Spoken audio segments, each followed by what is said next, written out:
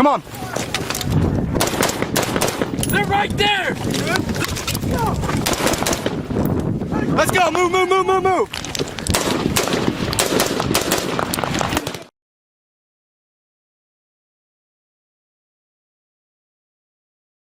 This episode of Choices Not Chances podcast is sponsored by Louisiana Gun Shop, located on Highway 90 West in Broussard, Louisiana, just south of Lafayette.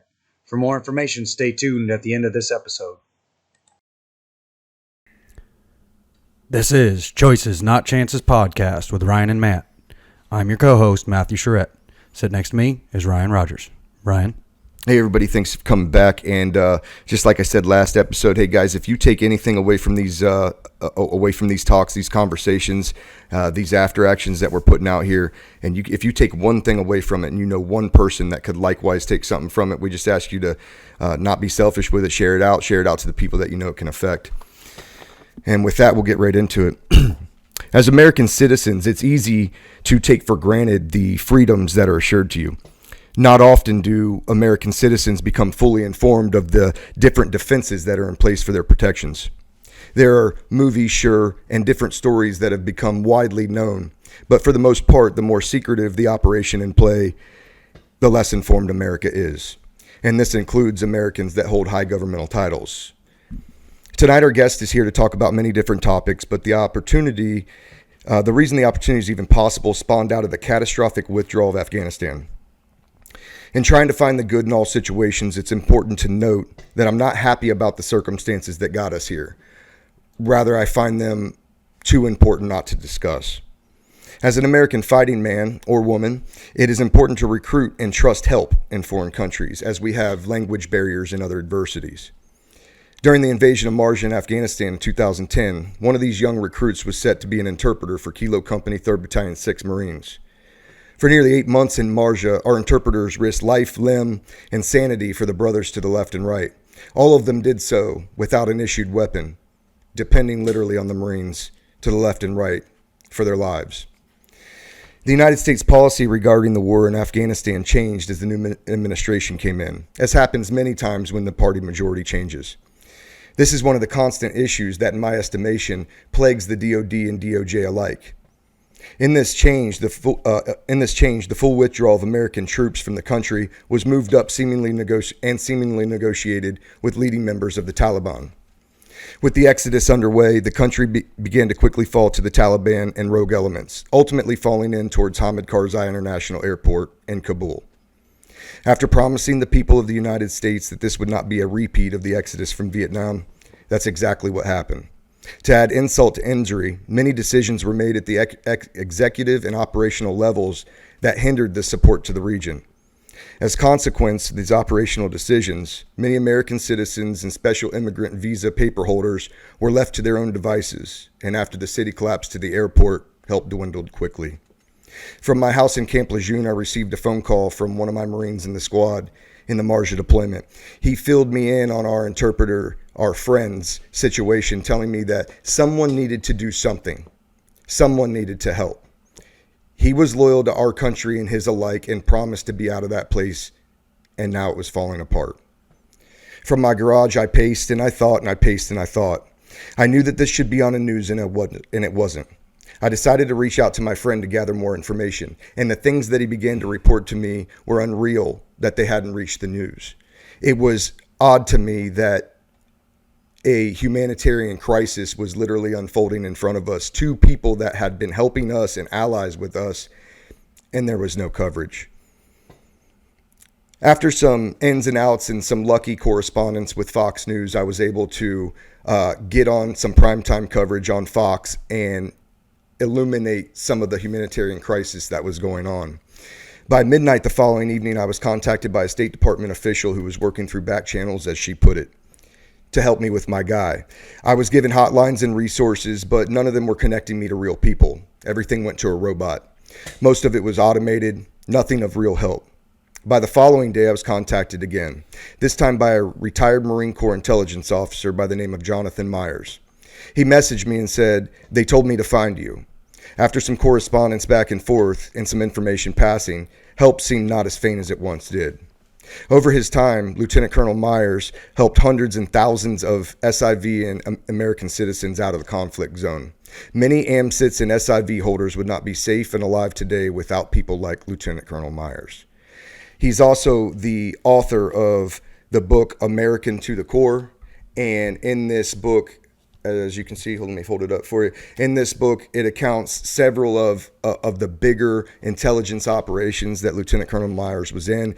Iraq, Scott O'Grady out of Bosnia, the Benghazi investigation from the USMC, the Snowden investigation, a lot of great stories. Today we'll cover briefly just some topics in it, but a great book. And as you see when we cover it, you're gonna get hooked. You're gonna want to go pick this up. There's a lot more detail in the book than what we'll cover. So without further ado, Lieutenant Colonel Myers, thank you so much for making time out and squaring it away. I know we've been talking about having this talk for a couple of weeks now, several weeks now, and I just appreciate you taking the time and joining us to get some of it out there. Oh, thanks for having me. It's my pleasure. I look forward to talking about it. Absolutely. So a lot of times what I like to do when I'm starting with guests, obviously that I don't know, which is most of them. I had my brother recorded recently, and that was good. I knew him, didn't have to ask much. But I like to start at the beginning. I read the book, so I have a little bit of a backstory on that. But if you could just tell the listeners, let's just start with growing up and the formidable years coming up, and then kind of work into your catalyst to service, let's say. Sure. So I was actually raised in Virginia. My family history goes way back in Virginia to the beginning, 1609 at Jamestown. Won't get into all that, but long history of military service. No Marines though. I was the first Marine, so some people might have been rolling over in their graves if they knew that. Some of the Navy people, but raised a single mom. Father abandoned the family. To the typical story. And then my mom met a Marine when she was going to night school, and I was 6 or 7 years old. And he had a huge influence on me, obviously, joining the Marine Corps. I mean, my obsession became the Marine Corps from that point on. So, it was all I thought about. It was all I was for Halloween. It was all I wanted to do. So when the time came around, I competed. My parents were both intelligence agents for the Central Intelligence Agency, both case officers. Which I didn't know until I was 17 years old. And if you get the book, you'll read how that transpired. But so we ended up leaving Virginia and living overseas for the rest of my life, from the time I was 10 until I went to college, and went to George Washington University and competed for Marine Corps scholarship. And that's the beginning of the story. And so commissioned in 1992 as an intelligence officer, and served for 28 years. And during the course of my career, I was fortunate enough to participate in a lot of the high-profile missions that the Marine Corps participated in during the period from 1992 until I retired in 2020. So that included the Scott O'Grady mission. It included the invasion of Iraq with General Mattis. It included the investigation of Edward Snowden's theft from the Marine Corps portion of it. It included I was the OIC of the response effort for Benghazi. So the Marines going in to reinforce the embassy and to be prepared to reestablish a presence at Benghazi after the attack. And then I finished up my career on the Joint Staff, oddly enough, working for General Milley as one of his intelligence officers. I was the director of regional intelligence for the J5 plans for the Joint Staff. So that's how I ended my career. And then, you and I came together through the Afghanistan situation, which was after I had already been retired and was planning on moving on with my life and, spending time with the family. And we're now living overseas due to my wife's job. So it completely out of the blue, had no plan to participate in Afghanistan. And then that's where our story started. Sure. And I'd like to get more into that if you can. I'd like to know your side of it leading up to the withdrawal, and it's interesting because I didn't know, maybe it was in the book, maybe not, but I didn't pick up that you were on the joint staff for Milley, and that's interesting because that gives you an inside look at how these people are working, way more than let's say I would. I have to get my information, off legacy media, which I don't even trust most of the time, right? So having somebody that actually knows these people actually is going to be probably draw some questions, both operational and tactical questions from me as we go on. But let's just start with your spin up to the fall and the withdrawal.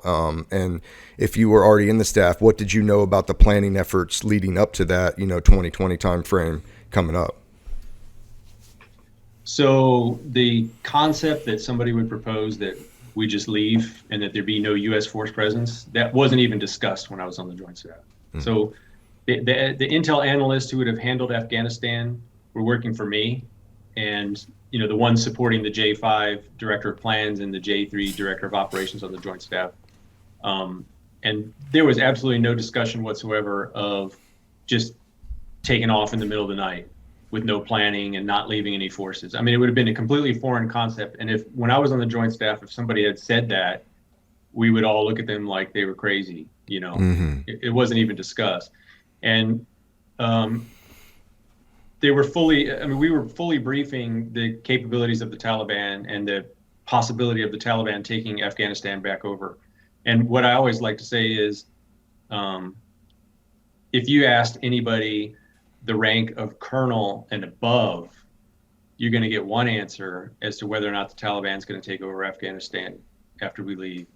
If you ask anybody lieutenant colonel and below, especially you guys, having served there and worked alongside the regular Afghan National Army, not your special forces allies or your translators, you're going to give a completely different answer.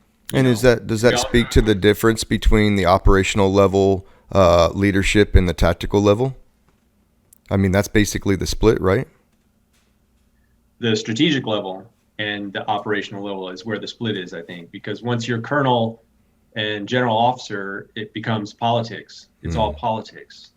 I worked for General Milley when he showed up. The day he showed up as the chairman of the Joint Chiefs, I briefed him, amongst others, to get him spun up. Mm-hmm. And it's kind of funny because after our initial impression and briefings, the first couple of weeks, we were calling him Mini Trump because he really seemed to be like the military version. And we were telling each other, oh yeah, I can see why President Trump picked this guy. Yeah, they seem a lot alike, And then as the political winds changed and President Trump loses the election, then all of a sudden he changes. So it really shows how at the general officer level, they will meld their position or their strategies based on whoever the political influence is that they're getting.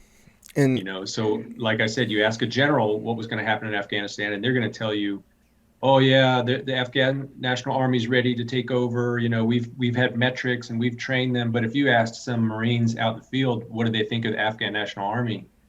You're going to get a completely different answer. 100%. Couldn't agree more. And it changed too. Like I know at least in 10 when we invaded, our first Kandak was fire. They were awesome. They were hardened. They'd fought before. They knew how to fight.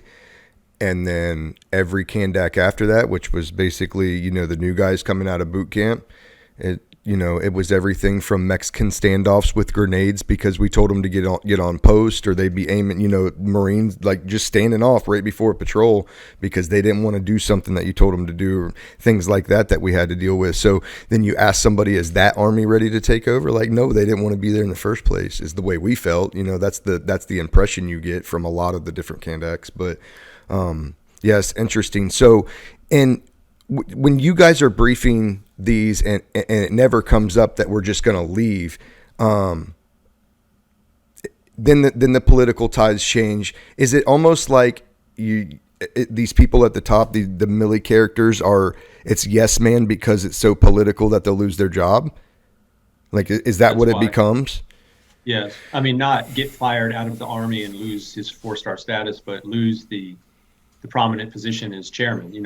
Once you start the colonels who know they're selected for brigadier, and then once brigadiers looking at major general and lieutenant general, they don't want to jeopardize promotion. So they start to give the answers that people want to hear. So when a general goes in front of Congress and talks about Afghanistan, he's going to say, it's great. We've had all these metrics and we've done all the training, because they want to show progress and like that they're doing what they're supposed to be doing.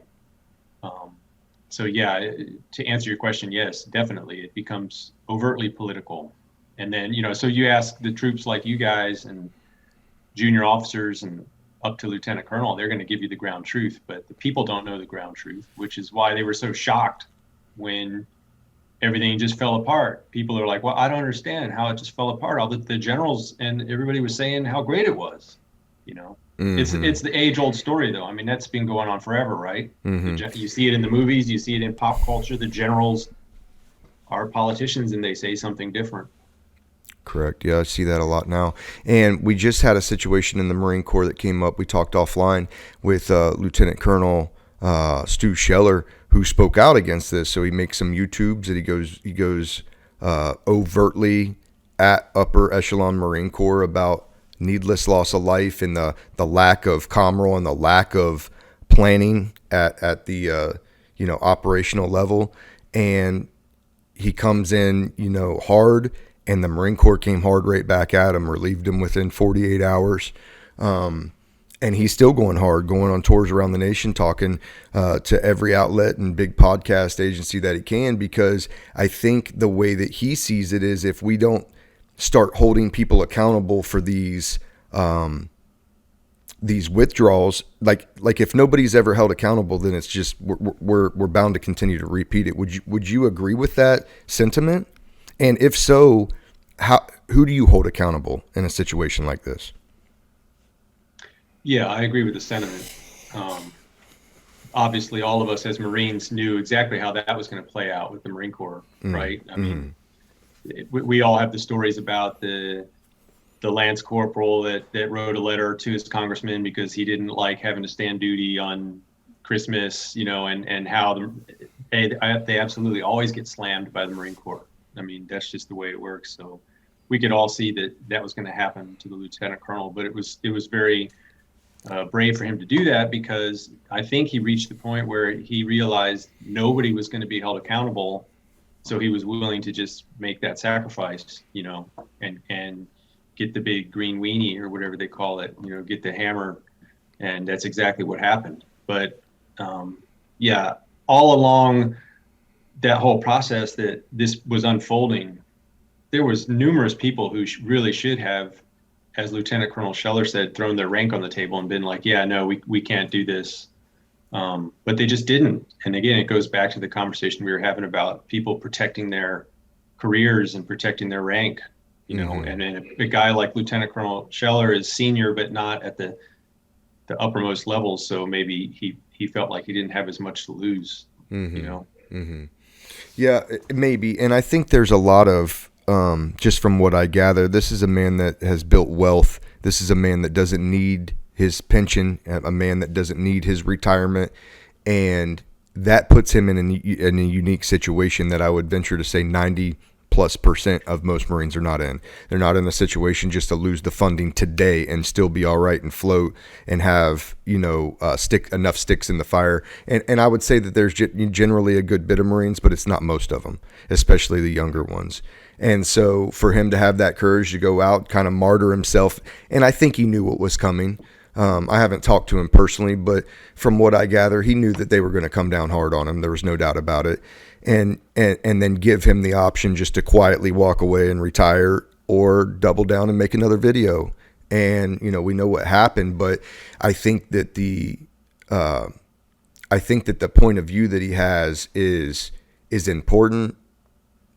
But I would say also, like, you have to follow through with that. Like we talked about offline, in my opinion, making the effort is good, but if you don't follow that all the way through and then affect change at the highest levels, then I fear that it was a selfish ploy for a political platform on the personal side, right? And that's what I would fear. What I've read of him, what I've talked to the people that have been underneath of his command, I haven't got the first sour word, the first sour Marine, nothing. So highly likely that this is the guy that makes the waves and then rides them all the way until they crash. But what that will mean, I don't know. And then what say you to accountability? How do we hold a General McKenzie or a General Milley accountable for these kind of things? Well, we just have to hope that there'll be a shift in the political weight in Washington, D.C., in the Congress and the Senate, and then eventually one day somebody will be able to launch an investigation, or hearings on how this all unfolded. Right now, with the House controlled by the Democrats, they're not going to get the support they need to have hearings or an investigation, or if they do, it will be it won't raise to the prominence it needs to have some people held accountable. But I think in the future that there will be hearings, there will be an investigation. I'm sure if sides switch, there will be, and there could be some accountability in the future. Yeah, I guess my question would be, what does accountability look like though? Because I think like if you let's say you hammer the general, that's going to make, I think, other generals more gun shy, even more so, to come to the helm and like, I don't know what to do. Like, because if I don't do you know what I mean? So like, what is the proper accountability? Is it that you retire and you no longer command troops forcibly, whether you wanted to or not, and now we get new blood in there and we say, hey, this can't happen again? Like, I just feel like if you go heavy-handed, there can be diminishing return, and if you don't go heavy enough, then you didn't prove a point and it didn't affect change. So I don't know what accountability looks like, I guess. Well, it doesn't look like how you probably want it to look. Mm-hmm. In the future, there'll be some hearings and investigations, congressional hearings, and they'll put out a report that states, how it went down and who made the wrong decisions. But in the end, come on, nothing's going to happen to anybody. The generals who were involved will probably already be retired by that point. And the politicians who were responsible will be out of office. So I don't think that there's any way for them to show that there was anything criminal that bad leaders did. It's just they'll be able to show what bad leaders they were. But and then we look at that as a lessons learned. Is that the idea? Absolutely, yeah. But we had lessons learned from the fall of Saigon as well, and I mean, they obviously didn't stick because it was virtually the exact same situation, only worse. I hate to be such a pessimist, but in the long run, the accountability will be showing that we know that it was messed up, officially. But officially. I don't think anybody's going to be held to account. Now, this is a little a detract, but in your capacity, official capacity, across the board, not only Marine Corps, but as, a civilian, you've worked for multiple administrations. And when the party flips, it seems like to me that all the initiatives, the funding, everything gets shuffled. And so in school, I learned about this, more than anything, doing a Homeland Security degree. And it's got to be torturous to be a project lead or any kind of managerial staff in any DOD or DOJ around that time, because you're maybe in your second or third year of working towards a goal and closing, and then the party changes and money allocations flip, funding allocations flip, personnel, actual projects going from being full go to now they're shut down. And like, did you deal with that too much parochial government attitudes everywhere you went, or at all, or was that something you were able to stay clear of? Most part, stayed clear of it as a Marine Corps officer. I did work at the State Department for 10 years as a civilian because I was a reservist. So I was I managed the domestic security policy and budget for the State Department, which ironically, as I mentioned in the book, I took the job. It sounds like the most boring job in the world, like managing domestic security policy and budget. Who cares, right? But I took the job in July of 2001. And then September of 2001, everybody cared about domestic security policy and budget. So as a Marine, no, I never dealt with that. But at the State Department, for sure. But it wasn't in the way that you're describing where, we had funds and programs set up to do something that most of us agreed we wanted to do. And then all of a sudden the administration changed and they took that money away. it was the opposite because of 9/11. All of a sudden, we had all this money. You know, Congress was throwing money at us. You know, $80 million. You know, this time to do more security at embassies around the world, and so yeah, I've dealt with it, but it didn't impact me the way that you're talking about, which you know, where they take stuff away from you. Yeah, I think that's great to hear. The Marine Corps, that happens to all the time, but I didn't work as a policy aide to any Marine Corps generals, you know, so I don't know how that played out for them. Sure. Yeah, so that's interesting. And another thing, matter of fact, if you don't mind, I got a couple passages I'd like to hit in the book, and then we can kind of talk about those. I'm just going to start chronologically, so we'll go backwards a little bit from where we were, and I want to start with the introduction just to give people an idea of what they're getting into when they pick the book up. It says, at the onset of my career, I had no way of knowing the circumstances of fate thrust me into the center of so many high-profile national security events in the last 30 years. In fact, to many other Marine officers, the running joke became that I was Forrest Gump of Marine Corps officers. Over the years, as I told these stories to friends, families, peers, and acquaintances and received positive feedback, I began to believe that others may be interested in learning about them as well. This book is not intended to be an academic read with deep analysis and technical nuance behind each and every national security event I was involved with. Instead, consider it a collection of anecdotes about Marine Corps life, as well as a firsthand account of some of the most intriguing events and people of our time.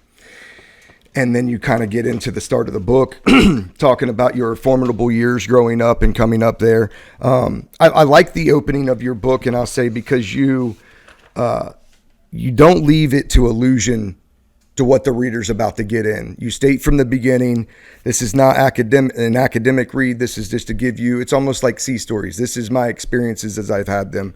And I like that format. I like that personal format that you put on that. And I think you did, for me, you did a hell of a job because it was a very a gripping book. You went from, you know, kind of big event to big event, and I enjoyed that. So we'll get into the first big event, which was working through the rescue, and this is page 37. New River Air Station became the home of the Rotary Wing Aircraft Squadron, 2nd Marine Air Wing.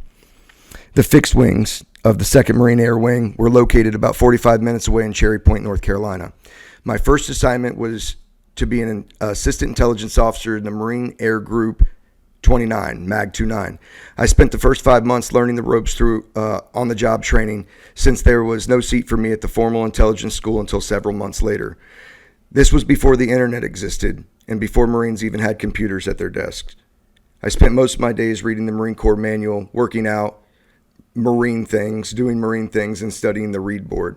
The read board was the day's classified intelligence reporting. It was printed out in a secure facility, placed in a metal document binder, and then passed around the building, starting with the commanding officer and working its way down to Second Lieutenant Myers. It was never to be left unintended, lest the guilty party wanted a security violation and subsequent investigation. Because I was a lowly second lieutenant, the book had about 30 other hands to pass through before it got to me. Sometimes well after the normal end of duty hours. The funny thing is, all these years later, much of the intelligence that was in that book from early 1993 talked mostly about Saddam Hussein and the weapons of mass destruction he had access to. In fact, intelligence officers in those days were 100% convinced that the man had the weapons. It amused me in the early 2000s when so many people said George W. Bush and his cronies made all that up on the spot. We had been briefing that Saddam had them a decade before any of that was even discussed, day in and day out. And I just kind of like to hear your side of that, because we only know, in America, I talk about it before, we're misinformed or uninformed, and I think it's by design. But so constantly in today's age, you have all this misinformation going around. Either it's partisan smear attack campaigns, or it's just to get somebody at a company relieved, canceled, or fired. So you being there at the time and knowing these things, what is it your firm belief still that he absolutely had access to these things? Well, I can't say that it's my firm belief now that he had access to them, because after everything played out, it turns out it might have been a bluff. He might have actually been creating the image that he had a lot of weapons of mass destruction to protect himself from us invading and from his neighbors from Iran and other neighbors in the region. So that is a different situation. But if you're talking about 1993, U.S. intelligence, 100% convinced and had the evidence, the intelligence collection to back it up that Saddam had these weapons. Now, after we rolled in there and took everything over, and then we had control of all of his weapons depots, there was some intel that said that some of it might have slipped over into Syria, but for the most part, we didn't find anything, right? But that was an intelligence failure because Saddam was able to fool us into thinking that he had them. But the intel community knew that he had them. So when it come to the beginning of the Iraq War, all that intelligence that Colin Powell and President Bush were rolling out, that was stuff that we've been briefing for years and years and years. This wasn't, then the political process got involved and the media got involved, and all of a sudden it was George W. Bush and Dick Cheney made this up as a false flag in order to invade Iraq, to get revenge for trying to assassinate George H.W. Bush, and it was personal for George W. Bush. That was all just noise. Noise, yeah. Because, as I said in the book, we've been briefing that. We absolutely 100% believed it to be true a decade before any of that came out. Let alone a decade later. What could he possibly have now if we've been briefing it for a decade? Yeah, I get that. And so when you say it was an intelligence failure, you're saying strictly just because we were duped. We were duped into thinking that he did a good enough job to present off and on line that he possessed these things and would use them.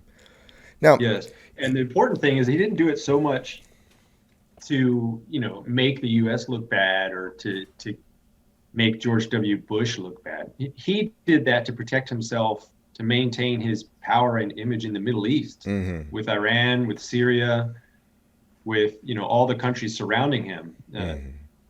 It offered him a level of protection. That's primarily why he was doing it. The side benefit was to make us look like idiots. But it also ended up getting his country invaded and getting him executed. So yeah, interesting. And yeah, that's wild. It's just wild how much misinformation, and I think they're calling malinformation now, like intent to swing people one way or another, and more. I think it's even more polarized now in our nation than it was in 2000 or 2001 when we went. It's pretty social media for that. Yeah, and that's a lot to the recruitment, and then building these echo chambers, right? These partisan echo chambers where there's not diverse thought coming in. It's just, here's my way, and this is the way I like to hear it, so I'm gonna stay inside this and hear all of this, and we're not investigating or even doing due diligence as far as investigating our own thoughts, like outside the box, outside of our thoughts. It's all confirmation bias, and I don't know how to battle that other than try to get more forums out there that aren't altering anything for a political scheme. And so, yeah, anyway. Next one I got, this is going to your sea stories. When you met the number 2 coolest guy in the world. This is one of my favorite parts of the book. I'm just going to cover a little bit of it. You're going to have to pick the book up on your own to get all of it, but we'll start right here. It says the transatlantic journey. Sorry, let me move that. The transatlantic journey on a U.S. Navy ship usually takes about a week under normal conditions at cruising speed. The Trans-Pacific takes longer, about 10 days. Not hauling ass, as they say, just drifting along. At the end of the deployment, about halfway through the transatlantic journey, there was usually what was referred to in the Navy and Marines as a steel beach picnic. During the steel beach picnic, all aircraft and equipment are stored on the lower decks of the ship instead of the top, and the flight deck becomes a giant outdoor party. Each Marine and sailor is authorized 2 beers, which are kept in the lower parts of the ship and brought up for this occasion. Barrel-style grills are brought out, and enough hot dogs and hamburgers and ribs to feed 3,000. During our return from the 1995 deployment in which we rescued Scott O'Grady, we had a steel beach picnic. The Marines and sailors participated in races, volleyball, touch football, and anything at all that they wanted to do, even if it was just sit and get some sun. During this day, the ocean was still and the wind was barely perceptible, just a breeze. When you're in the middle of the ocean, a day with no wind is very rare. Typically, even if there's no flight operations, the wind alone makes the flight deck a very noisy place as it flows across your ears. But on a day like this one, with no wind, the ocean turns to glass like a giant still lake. Silence. For people who don't like the water or fear of the deep, dark ocean, this wouldn't be for them. You can hear the fish jump for 400 yards and the sharks that stir the water. On this day, in the very middle of the Atlantic Ocean, with the ship barely moving in the forward direction, the Marines and sailors enjoyed their barbecue, beers, and games. As I sat on the flight deck with my buddies, reminiscing about the recent Liberty ports and the deployment, there was a stir near the bow of the ship. I turned and looked and saw people running to the port side of the flight deck, hollering, waving, cheering, and high-fiving each other. I got up and also moved to that side of the flight deck, and that's when I saw it. There, alone, in the middle of the Atlantic, was a 30-foot sailboat, catching a slight breeze in its main sail, with an attractive lady in a bikini lying on the deck, and a tanned, dark-haired man in nothing but a Speedo and sunglasses at the helm drinking a beer, smiling and waving at 3,000 American military men and a few female sailors, which was not common in the mid-90s, who all had run to greet them. I wondered briefly if having 3,000 of us on one side of the ship may capsize us, which is totally stupid. Of course it wouldn't. As the sailboat silently glided by, the woman didn't stir, like it was no big deal at all and like they did this all the time. Just then our captain came onto the giant loudspeaker that he can control from the ship's bridge. "Attention, sailing vessel. This is the USS Kearsarge of the United States Navy. Do you need assistance?" The man just held up his beer, shook his head side to side in a very clear nope, and kept cruising right by. And that is how I encountered the second coolest man in the world. I laughed out loud pretty hard when I read that part. And I could only imagine, like, that's got to be wild to be out there every day. You're not seeing anything but your giant ships. And then one day, like, no land anywhere. What are they doing? Yeah. You know, yeah, it's great. Some of the things you see out in the ocean, most Marines spend a lot of time on ship. I personally have spent like 3 years of my life on Navy ships. So it's a whole different world out there that people don't even understand. It's like you're out there traveling and doing things and seeing stuff. And some of the stuff you see, the weather and the incidents, there's another incident I get into with the jet skier that came up on us, 80 miles out in the ocean, and it's just craziness. But, yeah, that guy, he was obviously European. Yeah. Was she European too? Well, yeah, probably. Yeah. I would need more information to tell that, but yeah. Yeah. Probably. Tan lines and such. That's funny, man. I love that part of the book. I was one of the ones that when I was talking to these guys, like, what are we going to talk about? They definitely talking about the number 2 coolest guy in the world. That's a fact. Well, something you mentioned earlier about the way I wrote my book is because I had a lot of anxiety about it. I wanted to write. People kept telling me, you got all this information and all these things you did. You really should write it down so your kids can know what you did. Sure. So my original intent was to write like a memoir, because my uncle had written one about our early family in Virginia in Jamestown. So I thought that was cool that my uncle wrote that, and I knew all about that. I'm going to write this stuff down so my kids know about it. But I'd have anxiety all the time because, like, I wasn't like you guys. I wasn't kicking doors and pulling triggers every single day. You can write a book about that, and people will read that book alone, just for that. That's not the kind of career I had. It wasn't the kind of Marine I was. So I had a lot of anxiety about it. But my wife, gave me encouragement all the time and said, you could just write it so that each chapter is a standalone story, which makes it good for the reader too, because they can read a chapter, put it down, and not have to feel like, well, I got to keep going because I have to see what's going to happen next. Absolutely. So that's the way the book ended up being, and it gave me an opportunity to put stuff like the story you just told about the sailboat with the lady in the bikini in the middle of the Atlantic. Because how else will you fit that into a book? Except to have a chapter of sea stories, and we all have sea stories, which usually are, lies, but in this case, they're actually true. Right. Yeah, I found it. I know the anxiety you speak of. I know when I was writing my book, it was the same kind of thing. Like, well, what do you put in, and what are, what's going to be gripping? And for me, it was much easier. Like, my whole book is just about one deployment. You know what I mean? So it's not even the career. And in my opinion, is like if I added all the stuff in my career, the life of a grunt is 99% boredom. Like 99% of the time, you didn't do anything. You went into a dry hole. You went and the enemy wasn't there. You went and the enemy didn't want to fight, or you went to the wrong place, or whatever, right? And then that 1% of the time when it's saucy, though, you can get a book about it and people read it. And but I had a lot too. Like I never wrote one, and then I self-published, so that was weird. It was a learning experience. That's a fact. And so. Yeah, I loved your book. We're going to read a little bit more of it about the State Department right now. So this one I have out. This is just the beginning of the State Department chapter. It says, for a brief time after I left active duty, I worked as a defense contractor in Northern Virginia, assisting in the management of the program to develop a portable computing capability for the Marine Corps called a Data Automated Computer Terminal, a DACT. In the pre-smartphone era. It was a device about the size of a shoebox that was supposed to provide connectivity amongst Marine units and vehicles, with the data being transmitted via radio that had some ability to transmit data. I actually got bored writing the description just now.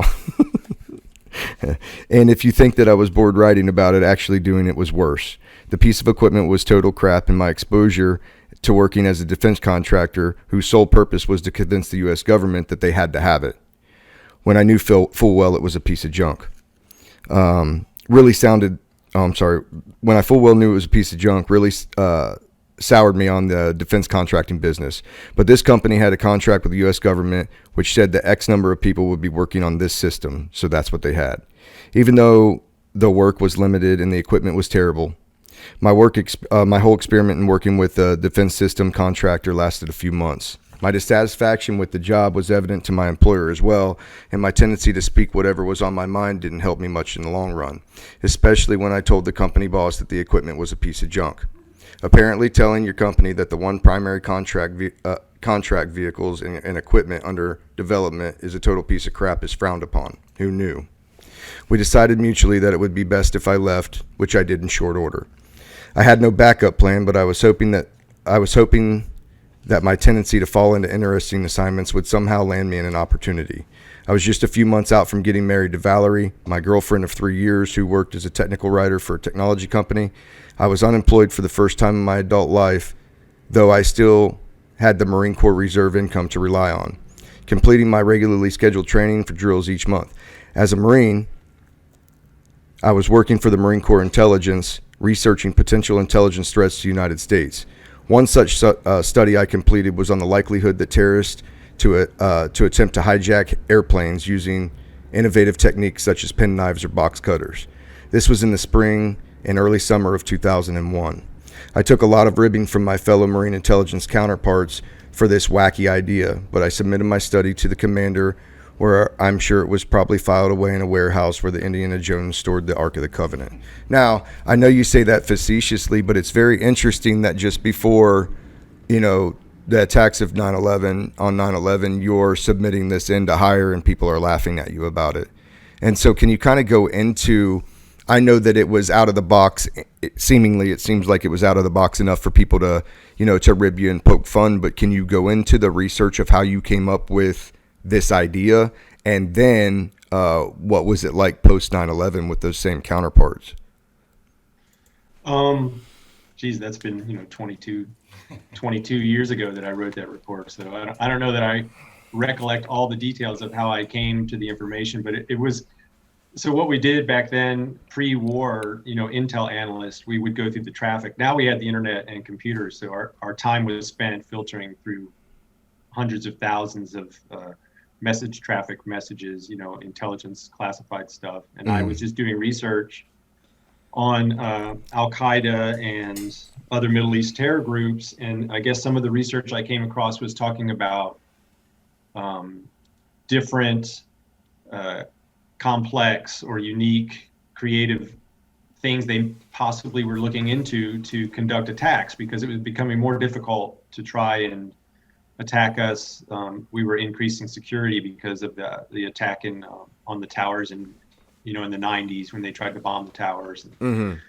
So one of the messages I came across talked about alternative methodologies for creating weapons, which include cutting, sharp-edged cutting techniques and things besides explosives. So I just got this harebrained idea that, somebody could possibly try, because we weren't checking for those things at airport security, that they could possibly try to get them through security to hijack a plane. Now, obviously I didn't touch on that they would try to take the planes and use them as missiles. It was more like hijacking a plane, like the 1972 hijacking of the Middle East. And of course, we had to brief our stuff. So I briefed it at it was kind of getting a lot of eye rolls and, people not really paying attention because it didn't seem that important. And some of my closer buddies, giving me crap afterwards that it was wacky. So then after it actually happened that way, you say, what was the reaction then from those people? Well, I mean, they still gave me crap, but sure. just a lot of acknowledgement, like, wow, I don't know how you really hit the nail on the head with that, but that was, they chalked it up to me being lucky more than any sort of skill. But like you said, I mean, it hadn't gotten out of the command, the report. So I'm not claiming to be the guy that called 9/11. I'm just the guy that happened to write a report about terrorists possibly using cutting edge weapons to hijack a plane. Yeah. You almost had it. It was kind of a funny anecdote. And again, it goes back to when I was writing the book, talking to my wife, I'm like, okay, so that's an interesting story, but who wants to hear about that? I thought how do you package everybody? Yeah. I think it's pretty interesting myself. How do you package that into a book? It's not a whole chapter. Can't write a whole chapter on that. That would be really stretching it out. So, you found a way. It looks good. Yeah. And it resonated. All right, so the next part I have is kind of another funny one. I was entertained, like it was entertaining. But this time it was kind of the first IDF that you'd taken, and you're all buttoned up, and then you kind of get ribbed by one of your buddies about being buttoned up. And so back to the book, it says, as I approached the assembly point. And you guys, full context, this is in the middle of a chapter. I'm not going to read the whole book on here, but it's worth the buy. It's worth, we're going to make sure that the link's tagged in the description. Go there, click it, buy it, get all the context. But back to the book here. As I approached our assembly point, I was fully buttoned up in all my gear. Kevlar strapped down on my head, vest on, weapons and ammunition on my person. Maxwell saw me approaching, gave me an eye roll and indicated that he thought I was an ultimate field-grade officer nerd. He was in a regular soft cover, no helmet, no vest, and his regular desert camouflage uniform. He gave me a good-natured joking shake of the hand, and I was confused by why he was giving me a hard time. I'd ask him what. Just then, almost as if time for comedic effect, we heard the screaming of an incoming missile roar just 25 feet over our head, followed by a massive impact 150 to 200 feet behind us, just near the front gate of the camp. All hell broke loose. This was our first experience being on the receiving end of actual indirect fire. And then you go on as you guys scramble away through that. But walk me through those emotions. Taking the IDF for the first time, and then that literally is like built for that. He's making fun, and here comes the rocket. And now who's the funny guy now? Yeah. So some background on Lieutenant Colonel Tim Maxwell. He. Back in the early 2000s, he was the guy, the infantry officer of infantry officers. And everybody knew him. He was one of the top triathletes in the Marine Corps. He even looked the part. I mean, we called him Skeletor because, his face was angled like the cartoon. He had very thin skin. So, he just looked like a chiseled poster of a Marine officer. Right. And he'd been an instructor at infantry school. I mean, he was like checking all the boxes, and I was a nerd, I was an intel nerd, but I had retained all the stuff I learned at the basic school and all the infantry training. So we were about to launch an invasion of Iraq. So when I left the hooch that morning and packed up my pack and put it in the Humvee and walked down to the assembly area, I was like ready to go, man. Yeah. Kevlar on, helmet strap on, and M16 on my back, and pistol and all this stuff that officers don't want to carry. When I walked up, he was just shaking his head, looking at me like, "What are you doing? We're not even started yet. Why are you wearing all that stuff?"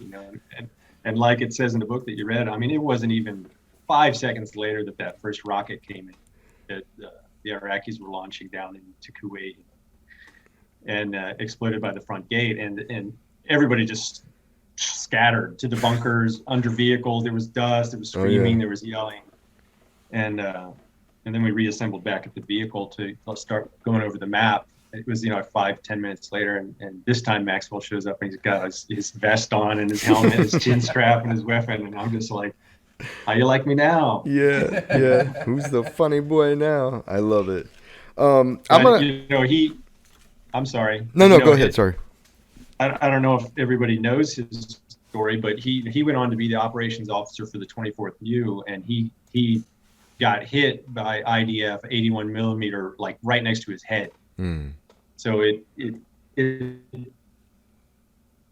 tore him up all down his one side, and he became basically he was severely wounded, so he has disabilities now. But even with that, he went on to found the Wounded Warrior Regiment for the Marine Corps, and they named Maxwell Hall after him at Camp Lejeune. So he started that whole program where instead of just kicking Marines out when they got wounded, they stayed in, until they went through a process, maybe not full rehabilitation, but a process of letting them out instead of just saying, "All right, you're wounded one day and the next day you're out."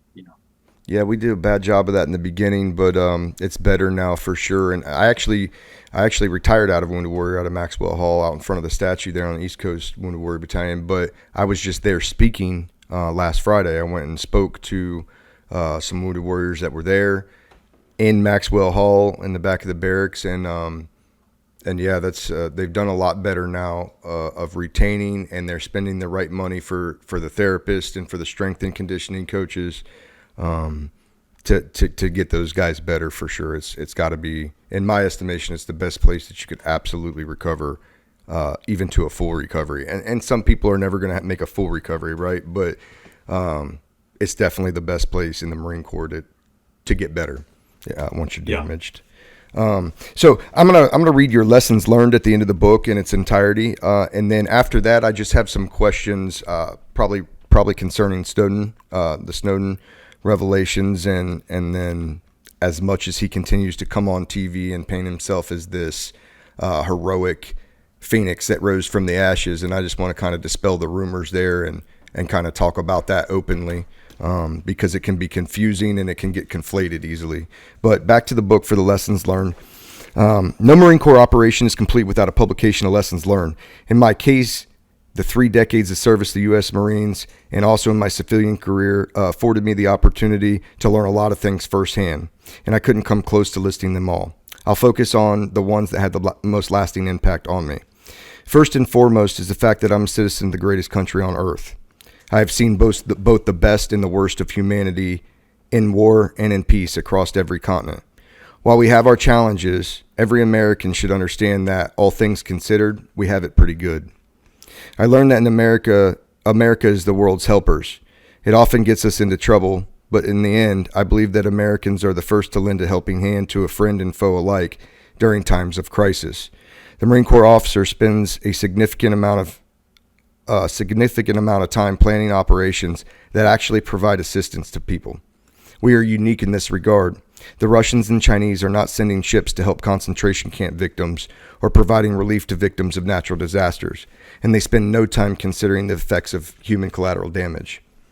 Every time we plan an assistance operation, we did it alone or with our NATO partners. The rest of the world either doesn't have the desire or the means to make this happen. Whether it was my involvement in the investigation into Edward Snowden's theft or planning military response to the Benghazi attacks, I learned that the bad story always rises to the top, while the good story behind the scenes rarely gets told.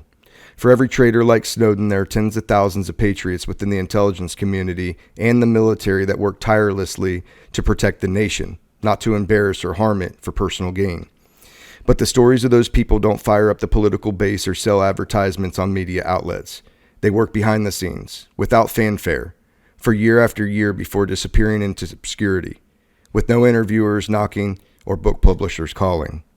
Through my service in Iraq and extensive work across Africa, I learned that doing the right thing and doing the easy thing are not usually the same thing. Whether it was having Marine Corps generals shout directly in my face because I told the truth about intelligence operations during OIF, or dealing with other senior officers who didn't agree with the operational strategies for Africa, or handling run-ins with nationally known political figures, telling the truth or doing the right thing can often come at your own expense and is rarely easy to do. However, my service, travels, and experiences has taught me that most people in the world are good, but you'll never hear about them. It isn't interesting enough to most people to read about the people who care and help. It's more interesting and scandalous to read about the troublemakers. But good folks are out there, and when the circumstances require it, they step up. Finally, my life experiences have confirmed for me that America truly is the greatest country on earth. The cliche is true, that only in America can somebody at the bottom of the pile lift themselves up and rise to the top. Only in America would it have been possible for this poor farm boy from a broken home who had no real prospects in life become not only a personal witness but also an actual participant in the history in the making. And I would do it again if I could. And that is the lessons learned. Again, American to the core, Lieutenant Colonel Jonathan Myers. So before we get all the way closing out here, I'd like to talk about the Snowden situation. Now, I don't know what all can be divulged and what all can't be divulged, but for a lot of people, they're confused on, is he a hero, is he a villain? And I just want to get your personal take on that since you were involved in the investigations. Yeah, so the interesting thing is that most of the stuff that we learned about Snowden actually came out in the declassified congressional report that you can find online. It's very easy to find, and a lot of the details that people don't know about. And the thing that's bothersome to me is he's looked at as a hero, especially by a lot of conservatives who think that he was outing or leaking the fact that NSA was collecting on American citizens. But that is not the whole story. So what people don't know about him is that he had a lifetime history of deceit, in lying about being a college graduate, not graduating high school, in order to get jobs, fake degree, and then he was in the Army and he got kicked out for shin splints, but he made it sound like it was some secret mission, combat wounding, all just basically everything you could lie about. And then when he got to his contracting position with Booz Allen Hamilton for the U.S. government, he started lying there as well, falsified employee reports, all because he felt entitled to seniority and pay that he was not entitled to because he didn't have the qualifications or the experience. But that really irked him because, he's kind of a sociopath and he thinks that he should get what he wants. So he had a falling out with his employers over email about a system-wide patch. And he got disciplined and scolded. And it was shortly after that he said, screw it. And he started stealing massive quantities of intelligence classified data. Now, this was not just he stole information on the NSA, collecting data on or eavesdropping on U.S. citizens. It was everything. So from my perspective, as the head of the Marine Corps investigation, we learned what he stole from the Marine Corps. And this was 6-figure number of files just from the Marine Corps. A file could be a 1-page intelligence report, or it could be a 10,000-page spreadsheet. But it was a 6-figure number of files, including the names and data on counterintelligence Marines who had both still serving in the combat zone, who were serving in the States, and many who had gotten out and been out for a decade. So it was a whole-scale, massive scrub and sweep of the JDIS, Joint Deployable Intelligence System, that he had access to, among some others. I think that's right. And he was just physically stealing it And he wasn't saying, oh, I want to steal stuff about the NSA. He was physically stealing everything in the form of hard drives, downloading it to hard drives and then stealing the hard drives. He took that information and he used it as collateral to get himself, into Russia. And for years and years, he is the only one who has access, the ability to release the information. If the Russians kill him, they can't get the information. So that's his security, that's his insurance policy. Now, I don't know how long that insurance policy can last, because eventually that information is no longer valid. But our job was not only to identify what he stole and what the damage was, but how could we then rectify it? So in some cases, it was going so far as tracking down Marines who hadn't even been Marines for 8 or 9 years and telling them, you've been compromised. Yeah. So, you can no longer, you shouldn't travel to this region because you're going to be a target. And so his theft went way beyond what you see in the media. But he has craftily sort of molded himself as a hero, like a Robin Hood who did this. But it's so inaccurate, because it would be like if you were a kidnapper who breaks into people's houses and steals their kids. And one time you broke into a house to steal a kid and you saw that the parents were drug dealers. So you turned them in. And now everybody thinks you're a hero because you turned in some drug dealers. But they don't talk about the fact that you're a pedophile kidnapper who broke into a home. The guy was stealing. He was, a traitor committing espionage. And it just so happens that a small portion of what he stole is what everybody has gotten spun up about and now painted him as a hero. And he says, well, I started stealing when General Clapper went on in front of, the reason I did this is because General Clapper went in front of Congress and lied to the American people and said that we don't spy on Americans. But the problem with that is he started stealing stuff, 6-8 weeks before that, before that guy ever went on TV. So this was a personal vendetta. And a little bit of sociopath. It was a personal vendetta because he wasn't getting what he wanted in his contractor career. He thought he was entitled to be a boss. He didn't understand why other people were his boss. He felt he was smarter than them, and he was pissed off. And again, all of these details are in the report that was released by the OIG, Congress. You can find it online, all those details. Check. Wow. And so from our perspective out here, not doing, due diligence and looking those files up, he or whoever was helping him has done a good job at saying, at framing that as, oh, I didn't take all this stuff. I was just trying to expose what they were doing to you.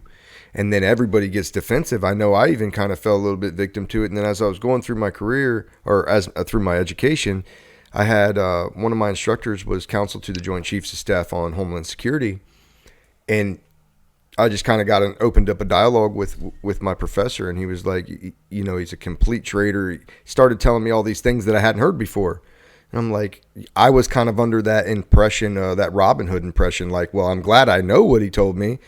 But nobody talked about all the other things that he took and all the other leverage. And then you talk about in your book how it's a little bit personal to you because there was some, let's say, security failures. I want to say with your parents, right, that maybe exposed some of your, was there something in the book about exposing some of the assets that either your mother or your father was working with? Yeah, so as I say in the book, they're no longer covered employees. They're both retired. But my parents were both covered CIA operatives, case officers. My stepfather might have done some other stuff besides case officer, some undercover type, whatever they call it in the agency. But she was a Russian case officer, and so what a case officer does is convinces people to spy on their country. So she had personal contact and personal relationships with a lot of Russians who had been convinced by the Central Intelligence Agency to provide information on their country. And so she knew who these people were. She knew about their families and all of this. And there was a spy named Aldrich Ames in the 80s or 90s, I think, who gave up all of these Russian contacts. He was a double agent for the Russians. And so a lot of my mother's cases were executed, disappeared. So these were people that she had convinced. That's how a case officer works. They convince people. And so, like a salesman. And so she had convinced these people to come to our side, and it ended up getting them all killed when this spy divulged all their identities. And so, this whole Snowden thing was personal to me because he really did the same thing, only on a much grander scale because of the volume of things that he stole. Right. And to the best of my knowledge, like, he hasn't trickled everything that we know that he has stolen out yet. Is there more things, do we know of more things that he has the ability to release that he has not released to Russia or to the world? That gets into the classified realm, but yeah, he has a lot of information. Yeah. And that's clearly why he's still alive and safe. Yeah. But it is obviously becoming dated. This is, 6 or 7 years now since this happened. But yeah, he still has information. Gotcha. All right. Well, that's that kind of wraps the Snowden part up for me. I've been really wanting to talk about that for a while because I have I've done some research and obviously didn't do enough, but it did come out completely different than what it was in reality. There was a lot of Robin Hood stories. Shows the influence that the media and social media can really have. I mean, he's become a master at Twitter and from the safety of his residence in Moscow, he can influence everybody into believing that he's some sort of Robin Hood hero. Yeah, it's interesting. So at the end, I like to give our guest the last parting shots. You can address America in general, anybody that you want to address. But what would be your message to people right now? We find ourselves in a tumultuous geopolitical environment with world powers moving troops around and things of that nature. And not to get too in the weeds, but if you had a message to America or to the fighting men of America, either or, what would be your message to them? To stay the course, obviously, because it's rough waters, right? I mean, if you're a person who joined the service and you're serving now, and you had one idea of how it was going to be, it's obviously not going that way because of the military being so distracted by social issues and misdirected threat analysis, climate change being our biggest threat or extremism being our biggest threat, when it's so very obvious that China and Russia are our biggest threats. So, I'm so glad I retired when I did, because it was right at the cusp of that stuff starting. I was able to be a Marine and be focused on real threats, and not be distracted by the social issues and the diversity pushes and all of those things that just seem to be, I can't imagine being in uniform right now and having to deal with that. So my message to people would be to stay the course, and if you're contemplating joining the military, it's an honorable task, it's an honorable service, but it's a challenging time. So you really need to do your homework on the right time to join or the right service to join, to try and navigate those waters. But one thing I wanted to add, because you had mentioned it earlier offline about your particular case in Afghanistan with your translator, about how I came to find you and try to get your translator out, which unfortunately in our case wasn't successful, but there was other cases just like yours, guys and girls from TV that I tracked down. And the reason is because it was just the right time and the right place and the circumstances that I happened to be tied in with the Marine, and I happened to be tied into an officer at Transcom who was managing the C-17 aircraft. And so when all of this was unfolding, at the same time I was getting messages from friends, we all got them. I'm sure you got them. The chain emails where people were like, hey, can you help? Do you know anybody that can help my translator? I was getting those as well from people I served with. And at the same time, I got a message from the Transcom guy saying, hey, John, I'm managing those aircraft. just so you know. And then I got a message from a Marine who was down there like, hey, we're doing the mission.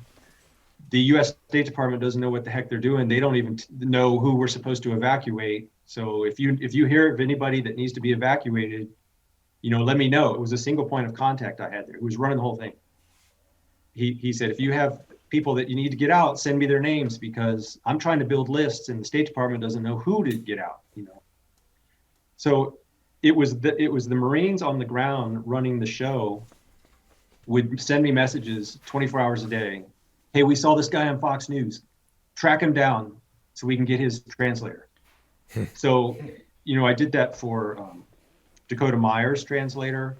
I did it for a number of translators, other people who were on Fox News, an Army couple out that were on Fox News, and got their translator out. And so that's what happened in this case. They contacted me, said, track this gentleman down. We saw him on Fox News. And that's when I sent you the DM. Gotcha. And we tried to get him. And then the cool thing was I started providing all the names to the Marines. So we populated their database, 7,000 names, and they would actually go get the people, and they would devise these crazy plans where tell them to show up at this, don't go to the gates, tell them to show up at this point on the wall, like some random point on the wall. Tell them, to wear a purple shirt or whatever. I know and that, then yeah, stand close to the wall. Stand close to the wall. And then in the middle of the night, some Americans would scoop them up and pull them over. And that's how we were getting people out. Mm-hmm. So all this information, I did a lot of media at the time about it, and all this information that they got out 124,000 people, it's not accurate. It's not accurate because we literally had to pull people over the wall to get them in there. So there was nowhere that buses with tens of thousands of people were queuing up and going into the airfield. Talk to anybody who was involved, it was impossible to get people over the wall. Mm-hmm. Mm-hmm. And one final point on that is like, what does this say to the rest of the world about the next time we need translators and helpers in a country where we need to go into? Like, what does it say to them? Who's going to want to help us when this is what we do? We spend 20 years there fostering a promise of independence and at least a way out if it all falls apart, and then we leave you and the equipment to show who you are to to these people. Like, what does that say? And what does that say, about us? What's that say about our ethics and our morals as the shining city on the hill? And that's well, the efforts continued, and to some extent they still are going on today. Although now it's more a State Department long-term, get your paperwork in order type thing. But in the weeks after the U.S. left, the efforts continued. We had other things we were doing, on the down low, getting people out. But absolutely, again, it was at that point it was very difficult. It was like one or two here or there. It seemed like there was hope, at least when we would communicate, once a day or so, trying to keep Frosty. There was hope until the ID, and when they blew things up, it's like gates started getting sealed, and it seemed like the give a fuck about who was outside of HK went way down. And like, I understand that, but when you still have Americans and you still have people that should be able to come in, like, what do you do then, right? And I think a lot of that goes to the planning where we're coming out of. Instead of Bagram, we're going to go out of Hamid Karzai, and there's tons of different things that we could investigate, and I'm sure they will investigate and figure that, out the whole thing. One more question I had would be, do you know at what point we started negotiating with the Taliban instead of the Afghani government that we had in place? It was after August 16th and the C-17 incident. Okay. Because I say we, I wasn't involved. They needed to establish security at, the airport in Kabul in order to get those aircraft in and out. So it was after that debacle on August 16th with people falling out of the airplane. Mm-hmm. And I'm actually writing a second book right now on the Afghanistan withdrawal and the private efforts. Okay. trying to work my way through that, because there's just so many stories. I mean, we had two buses full of women and children, pregnant women, handicapped children. And again, when I talk, I wasn't one of those people who was just evacuating en masse, like whoever wanted to go. All the people I was working with were people identified to me by people like you. Mm-hmm. This was my interpreter. This is his wife and child. And so I'm going to get them out. They're on my list. So we had two buses full of women and children, pregnant women, of translators and American citizens. We had American citizens on the bus, just everything. We had to negotiate with the Taliban to let us approach the airport. There were payments involved, not from us, not from Americans. There was payments from people on the bus involved to bribe the Taliban to let them through, which took all night long, but was able to be managed. Mm-hmm. And then we got to the gate, and the Americans were the obstacle, the State Department and the military folks, not the Marines, not the Marines doing the work, but the leadership. And what do you mean by that? They were the problem? They wouldn't let us in. I had American citizens on the bus, as well as pregnant American citizens with American citizen children, and a kid with spina bifida. They were on the bus for 36 hours with, no facilities. So everybody just had to go in their pants if they had to do their business. And the Americans didn't show up. They were supposed to show up with a list and let us in, and they just said, screw it, we're not showing up. So I got on the phone with a military commander. I won't say who it was, but he was downrange. And we literally got into a screaming match about whether he was going to let my buses in. Mm-hmm. And, it was pretty ugly. We had a nice 5-minute screaming match with a lot of profanities. And in the end, he just hung up, and the buses never got in. The people never got out. And what's the why? What's the why? The overarching why is because the administration had made their position known, which was nothing to see here. It's not a big deal. Everybody's overreacting. It's all going to work out fine. And that trickles down through the military leadership, as we talked about earlier, because they don't want to jeopardize their careers, Mm-hmm. So they were not going to budge from that position. And everything was fine. Nothing to see here. That was their position. So those buses, we drove them away. We dropped the people on the side of the road, including the kid with spina bifida who was in a wheelchair. And, some of those people we got out in later efforts, but some we didn't, and these were all pre-approved American citizens, as well as translator families and translators. Mm-hmm. It was ugly all around. Yeah, I know at the time, I gave hope up after the bombing on getting my guy out because he didn't have his paperwork in order. They didn't have his SIV paperwork given to him before, our embassy fell, and he didn't even know our embassy didn't have people in it when I started contacting him. Say he's waiting for a call from the embassy about his paperwork. And I said, man, the embassy ain't there. Like, it's there, but there's nobody there. Nobody's emailing you anything.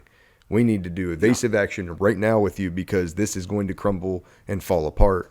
And then that's how it kind of happened, And how many of them are there that had the credentials, met the obligation and the responsibility to their end of the bargain, and should have got out of there, that are still stuck over there right now? I still talk to my guy, and the last report from him was that he hadn't been outside in nearly 3 weeks because it's too dangerous, and that food was getting scarce in the greater Kabul area for everybody, and the people that had it had the guns, and that there's a mass flux of Chinese in the area now for elements and resources from the ground, and just things just completely deteriorating from the last 2, 3, 4 months ago. It just continues to get bad, and now we don't have a big presence there, and so that can't be overly reported, and so these things continue to go on without us. And there's different parts of the world. That testament to the end of your book, where you say through your experiences you can hands down say that we live in the greatest of them all, and that's something that echoed on this side from both of us. Like, people can't fathom what happens, and we talk about that in the podcast, is like Kabul falls apart, and this the American people finally see for the first time the non-romanticized version of war, and the actual realities of these things going on is brought front and center, and they lose their minds. Like you said in the beginning, they lose their minds, and it's like, well, what did you think they were doing for the last 20 years? You thought this was all a picnic? And I think it's necessary that it's in the open, and it's necessary to see it just to humble people once in a while and say, hey, you know, at the end of the day, you live in the greatest place at the greatest time ever. So, you know, put a smile on your face and be a little happier. Try to treat people a little nicer. It's true. You speak truth. Yeah. Well, Jonathan, again, Matt, you got anything? Any parting shots? Anything from the back? I just want to say thank you for coming on. I mean, I enjoyed the book, and I'm pretty hard to please when it comes to books. So, Well, I appreciate it. I'm glad you enjoyed it. Thanks. Yeah, absolutely. I love hearing good feedback. So. Absolutely. Very entertaining. And I know I didn't get the inscribed copy from you, but one day we'll have to figure out how I can send this to you and get your autograph on it for me to have in my personal stash. And anybody out there, I'm going to do the shameless plug right now. You see what it looks like, American to the core. You got a little taste of it here.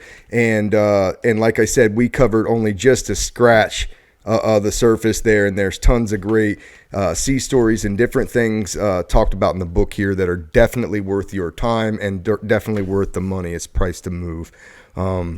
Outside of that, Jonathan, again, I couldn't thank you more enough from the bottom of my heart, from Choices Not Chances, from me and Matt and all of our listeners. I know that they're going to appreciate real and authentic information coming out, and I couldn't be happier with how it turned out. So I appreciate you, and I guess we'll end it there.